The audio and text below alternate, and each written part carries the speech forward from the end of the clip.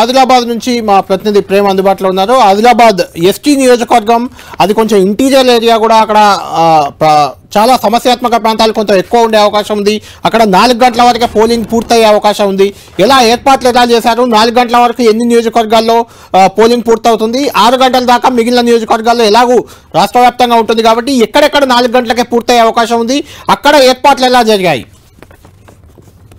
Right Kalyan, Adilabad parliament సంబంధించి 7 నియోజకవర్గాల్లో 2 సిర్పూర్, ఆసిఫాబాద్ ఈ 2 కూడా కొంత ఇంటీరియర్ ప్లేస్, దాంతో పాటు మావోయిస్టు సంబంధించిన ప్రభావిత ప్రాంతాలు ఈ 2 కూడా.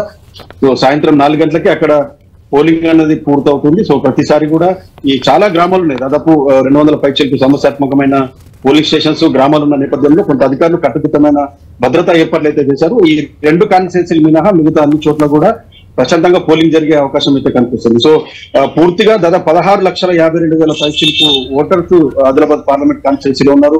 మహిళలు పురుషులు దాదాపుగా ఈక్వల్ గా ఉన్న పరిస్థితి. మరోవైపు చూస్తే సమస్యాత్మకమైన పోలింగ్ కేంద్రాలతో పాటు డిస్ప్యూట్ విలేజెస్ కొన్ని ఉన్నాయి. రాష్ట్ర సరిహద్దు పూర్తిగా ఆదిలాబాద్ పార్లమెంట్ కాన్స్టిట్యున్సీకి మహారాష్ట్ర అనుకుని ఉంటుంది. కెరమేరి మండలం కుమ్రంభీం జిల్లాకు సంబంధించి ఒక మండలానికి కొన్ని గ్రామాలు డిస్ప్యూట్ విలేజెస్ ఉన్నాయి. ఆ 2 చోట్ల కూడా వాళ్ళు ఓటు హక్కును వినియోగించుకునే కల్చర్ ఉంది. అక్కడ రీసెంట్ గా మహారాష్ట్రకు సంబంధించి చంద్రపూర్ లోక్సభ ఎన్నికల్లో అక్కడ చాలా మంది ఓటు హక్కును వినియోగించుకున్నారు. కానీ ఈసారి అధికారులు కొంత చాలా స్ట్రిక్ట్ గా వ్యవహరిస్తున్న పరిస్థితి.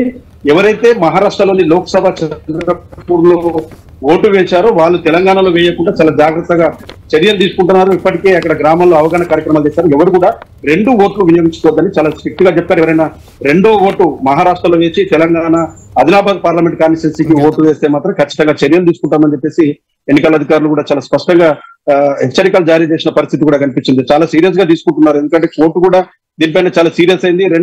ఒక వ్యక్తి 2 రాష్ట్రాల్లో 2 లోక్సభకు సంబంధించి ఓట్లు ఎట్లా ఇస్తారన్న దానిపైన కొంత సీరియస్ అయిన పరిస్థితి అయితే ఉంది. సో అభ్యర్థుల విషయానికి వస్తే రాష్ట్రంలోనే అత్యల్పంగా అభ్యర్థులు ఉన్న పార్లమెంట్ కాన్స్టిట్యున్సీ 12 మంది మాత్రమే బరిలో ఉన్నారు. సో మనం చూడొచ్చు, సిట్టింగ్ ఎంపీ స్థానం ఆదిలాబాద్ బీజేపీకి సంబంధించి స్వయం బాపరావుకు టికెట్ ఇవ్వకుండా బీఆర్ఎస్ పార్టీ నుంచి పార్టీలో జాయిన్ అయిన గుడం నగేష్ కి ఆయనకి టికెట్ ఇచ్చారు. దాంతో పాటు కాంగ్రెస్ పార్టీకి సంబంధించి ప్రభుత్వ ఉద్యోగి అతను సుగ్నకి ఆమెకు రాజకీయ అనుభవం లేదు, ఉద్యోగానికి రాజీనామా చేయించి ఆమెకి కాంగ్రెస్ పార్టీ ఆమెకు టికెట్ ఇచ్చింది. దాంతో పాటు బీఆర్ఎస్ పార్టీ ముందుగా హామీ ఇచ్చిన ప్రకారం ఆత్రం సక్కుకి ఇచ్చారు. ముగ్గురు కూడా ఇక్కడ చూస్తే మనం ఈక్వేషన్ లో ముగ్గురు కూడా గోండు సామాజిక వర్గానికి సంబంధించిన అభ్యర్థులు. గోండుతో పాటు లంబాడ ఓట్లు కూడా చాలా ఎక్కువగా ఉన్నాయి. ఈ గోండు లంబాడకు సంబంధించిన ఓట్లే చాలా కీలకంగా ఆదిలాబాద్ పార్లమెంట్ పరిధిలో మారబోతున్నాయి.